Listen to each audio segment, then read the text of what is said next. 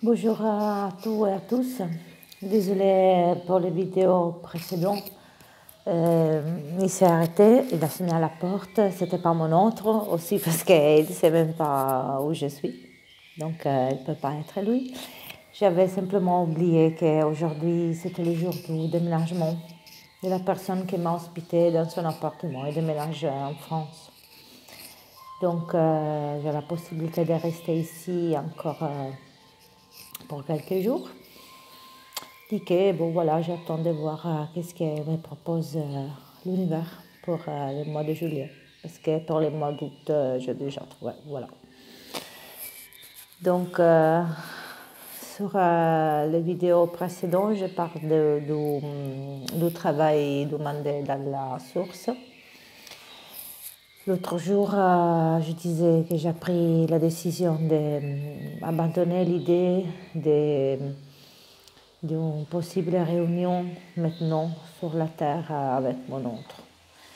J'ai la sensation que ça va prendre peut-être encore du temps. Je ne veux pas rester ancrée à les fausses croyances, même pas à des pensées limitantes pour empêcher à niveau énergétique à mon relation d'évoluer. Mais je ressens que pour moi personnellement, il y a encore des blessures à soigner. C'est une chose que je ressens avec moi-même. Je ressens l'amour de mon autre, il est très grand. Moi, je ressens qu'il y a encore des blocages, surtout dans mon côté. Je croyais d'être guérie de la blessure de l'abandon, de la blessure du rejet, de la trahison, le fait d'être pas aimée. Mais apparemment, non, je ne suis pas encore guérie de tout. J'ai encore des petites traces de nuit noire. J'ai fait la nuit noire de l'âme en plusieurs étapes. En première, à le premier départ de mon autre, c'était en brève période. Puis j'en ai fait de les autres. Il m'a habituée petit à petit.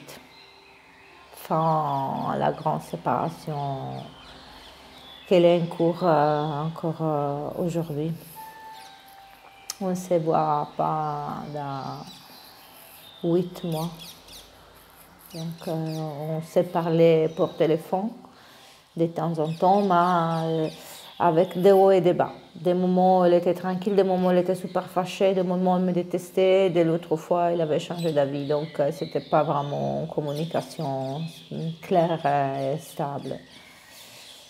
Dernièrement, j'ai envoyé un message où j'ai dit mon sentiment, qu'est-ce que je ressens, où je m'excuse aussi si j'ai fait des erreurs vers lui. Mais je n'ai pas reçu de réponse. Aujourd'hui, je comprends que la même blessure que j'ai besoin de soigner avec mon autre, que c'est un problème de communication, c'est la même que je retrouve dans ma famille, avec mon frère. Comme j'ai déjà dit dans des autres vidéos, mon autre, ma flamme jumelle, il a de fortes ressemblances avec tous les composants de ma famille. À niveau extérieur, à niveau physique, elle ressemble beaucoup à mon père. Il a la même énergie yin. Si je regarde les photos de mon père quand il était jeune et ma flamme jumelle, c'est incroyable la manière comme il se ressemble. À niveau caractériel, il ressemble, il me fait penser à ma mère pour les côtés d'allégresse, pour les côtés joyeuses, parce que ma mère, elle est très... On rigole bien ensemble, donc j'ai retrouvé la même syntonie en ce sens. Il ressemble aussi à mon frère, dans le côté plus rationnel, plus mental. Manière de penser, voilà. Moi et mon frère, on est l'opposé, on a deux manières complètement différentes d'interpréter et de penser la vie. On a toujours eu des difficultés de communication. Par contre, quand on était très petit, On était très amis, on s'est bien amusé, il y avait un très bon rapport entre nous. Dit que dans mon parcours, ils sont arrivés des épisodes et je vous parlerai dans une autre vidéo quand je parlerai de la blessure du rejet. Dès là, j'ai commencé à avoir les premières difficultés de communication avec mon frère. Il y a un écart de 5 ans. Moi, je suis plus grand, eux, les plus petits. Bah, tout le monde a toujours pensé le contraire. Mais bon, ça, c'est pas un problème. Le problème est qu'aujourd'hui, ça fait plusieurs années que moi et mon frère, on ne communique pas. Dernièrement, quand on s'est vu, il m'appelle seulement pour me donner des mauvaises nouvelles. Et en fait, son dernière fois pour laquelle on s'est parlé, on s'est vu, c'était quand il est décédé, mon père, notre père. Et les autres occasions, de manière très froide, juste chose de service parce qu'elle était obligée. Donc, m'a complètement détachée. Il n'y a pas de communication. Donc, je comprends que j'ai besoin de faire la paix avec moi-même, avec mon frère, de résoudre cette situation conflictuelle parce qu'aujourd'hui, je vais reparcourir toute ma vie et je vais individuer effectivement qu'il y avait des changements de comportement, il y avait cette connu faux self, cette masque, ce personnage qui m'apportait des conséquences. Des conséquences qu'aujourd'hui je reconnais et j'arrive à voir. À l'époque, je n'étais pas consciente. Où je me rends compte d'avoir blessé mon frère de manière inconsciente. D'avoir dit ou d'avoir fait des actions qu'à l'époque, j'étais dans mon personnage, je n'étais pas vraiment consciente de mon attitude. Et ça, c'est les problèmes qu'à la fin, je retrouve dans toutes les situations conflictuelles avec mon autre, aussi avec les relations, ces difficultés à communiquer. Aujourd'hui, je cherche de toutes les manières de vraiment comprendre de quelle manière évoluer vers la bonne direction. Seulement que c'est pas facile parce que ce mécanisme, la tête, le pensier, le cerveau, il est tellement habitué que des fois, c'est pour ça que le yin, souvent, il est dans son univers, il est perdu. Il préfère se détacher plutôt qu'affronter des réalités. Une autre caractéristique du yin est la mensonge. Il ment souvent, mais il ne fait pas exprès. C'est plus fort que lui. Des fois, il vient spontanément. Des fois, il pense et dit, mais pourquoi je dis comme ça? De toute façon, c'est une chose de rien. Hein. Mais bon, il y a toujours cette peur d'être jugé, il y a toujours cette peur de ne pas être accepté, que pour nous protéger, pour nous couvrir, on arrive à ça aussi, mais devient automatique. Donc aujourd'hui, je cherche vraiment à devenir la meilleure version de moi-même, de contrôler, pas de contrôler moi quand même, mais équilibrer, de me rendre compte c'est où que je devrais travailler.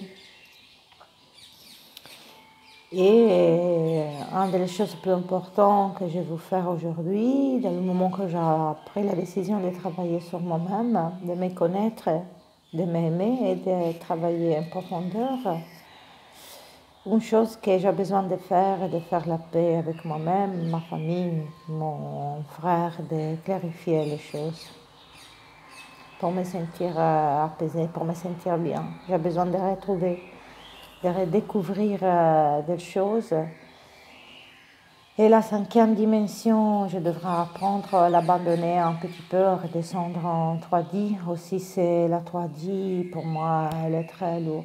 Il y a de lourdeur, très fatigant, aussi à niveau physique. Que j'ai plus l'énergie que j'avais avant. Pour toute l'année que je suis restée en relation avec ma flamme jumelle, après l'éveil de la Kundalini, il y avait une énergie extraordinaire. Hein. Moi, une force physique aussi. J'ai fait plein de changements aussi à niveau physique. J'ai perdu du poids, mon physique est plus athlétique, j'étais plus portée à faire du sport, surtout quand s'est activé la Kundalini, j'ai resté pas un moment sans rien faire. J'étais toujours active, toujours occupée avec le travail, à faire du sport, à courir, et j'avais vraiment la nécessité de bouger, de danser, de courir, de faire de l'activité sportive. Et c'était vraiment magnifique parce que c'était. Aujourd'hui, je vois, parce que dans le moment que je l'ai vécu, je n'étais pas vraiment consciente de ce qui arrivait autour de moi. Donc, c'était tout magnifique, plein d'émotions, mais je n'étais pas vraiment consciente de l'immensité, de la magnificence. De cette ouverture de la Kundalini. Pour moi, c'était vraiment une chose stupéfiante. Vraiment. Aujourd'hui, petit à petit, je sens vraiment la fatigue. Je me sens fatiguée. Je ne ressens plus cette énergie que j'avais avant. Aussi, dans les processus, quand même, de l'éveil spirituel, il y a la phase de la fatigue physique.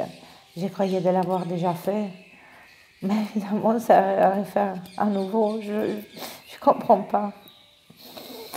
En tous les cas, à niveau intuitif, à niveau émotif, il m'arrive toujours des canalisations, il m'arrive les intuitions. J'arrive à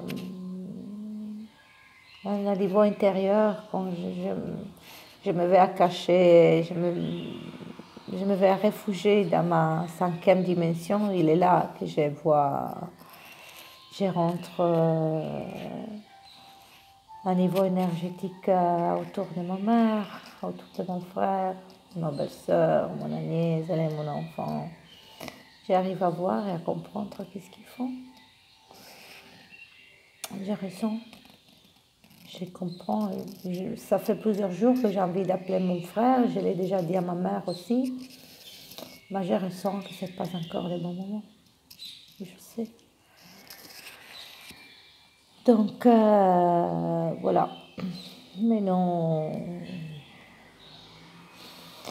je comprends qu'il y a encore du travail à faire.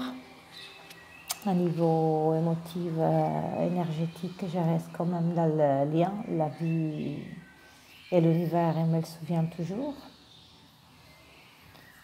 Et trouver l'équilibre sur tous les plans.